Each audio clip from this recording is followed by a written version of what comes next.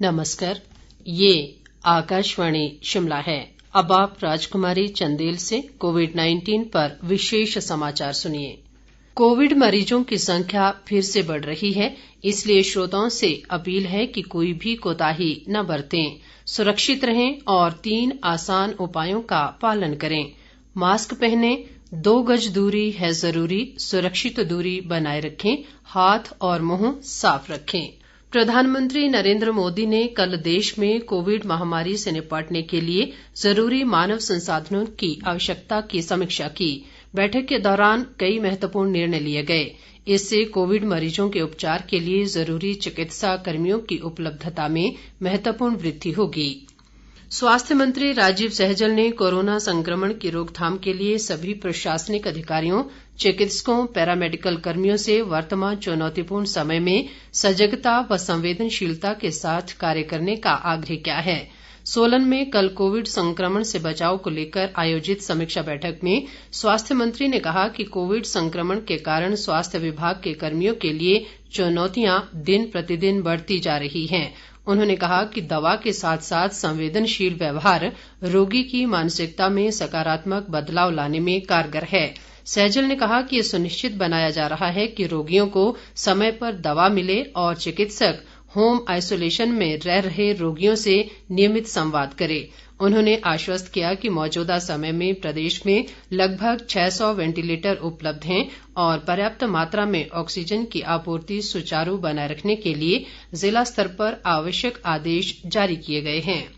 केंद्रीय शिक्षा मंत्रालय ने सभी केंद्रीय वित्त पोषित संस्थाओं को पत्र लिखकर कहा है कि वे बढ़ते कोविड संक्रमण को देखते हुए मई में निर्धारित सभी ऑफलाइन परीक्षाएं स्थगित कर दें। उच्च शिक्षा सचिव अमित खरे द्वारा केंद्रीय वित्त पोषित संस्थाओं के प्रमुखों को लिखे पत्र के मुताबिक ऑनलाइन परीक्षाएं निर्धारित कार्यक्रम के अनुसार जारी रहेंगी। पत्र में कहा गया है कि जून के प्रथम सप्ताह में इस निर्णय की समीक्षा की जाएगी। देश में कोरोना मामलों में तेजी से वृद्धि दर्ज की जा रही है। देश में कोरोना से स्वस्थ होने की दर गिरकर 81.91% रह गई है। मौजूदा समय में देश में कोरोना के सक्रिय मरीजों की संख्या 34,47,133 हो गई है। देश में कोरोना संक्रमितों की कुल संख्या 2,02,82,833 तक पहुंच गई है, जबकि 1,66,13,292 लोग अब तक स्वस्थ हो चुके हैं। संक्रमण से अब तक देश भर में 2,22,408 लोगों की मौत हो चुकी है। बीते 24 घंटों के दौरान देश में कोरोना के 3,57,229 नए मामलों की पुष्टि हुई है, जबकि 3,20,289 लोगों ने कोरोना से जंग जीती है। इस बीच देश में अब तक 15,89,32,921 लोगों को कोविड के टीके लगाए जा चुके हैं। प्रदेश भाजपा अध्यक्ष सुरेश कश्यप ने कहा है कि भारतीय जनता पार्टी के कार्यकर्ता देश सहित प्रदेश में सेवा ही संगठन अभियान के मूल मंत्र को लेकर समाज सेवा के लिए कार्यरत हैं। उन्होंने कहा कि कोविड-19 महामारी के इस संकट काल में पार्टी कार्यकर्ता सेवा के विभिन्न कार्यक्रमों जैसे जरूरतमंदों को भोजन, फेस कवर, सैनिटाइजर का वितरण, रक्तदान शिविर और दवाइयों का वितरण कर रहे हैं।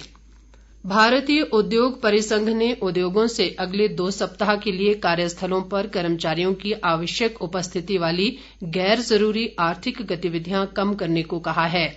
CII के अध्यक्ष उदय कोटक ने एक वक्तव्य में कहा कि कोरोना संक्रमण के फैलाव की श्रृंखला तोड़ने के लिए ये जरूरी है। उन्होंने कहा कि भारतीय उद्योगों को अपने संचालनों की समीक्षा करनी होगी और केवल जरूरी कार्यों तक सीमित रहकर कर्मचारियों की उपस्थिति कम से कम करने का प्रयास करना होगा। उन्होंने कहा कि सभी जिम्मेदार कंपनियों को अपने कर्मचारियों की सुरक्षा के उपाय करने चाहिए। कोटक ने कहा कि भारतीय उद्योग परिसंघ और उद्योग जगत कोरोना संक्रमण में तेज बढ़ोतरी से निपटने में सरकार के साथ मिलकर काम कर रहे हैं। इसके साथ ही ये समाचार बुलेटिन समाप्त हुआ। नमस्कार।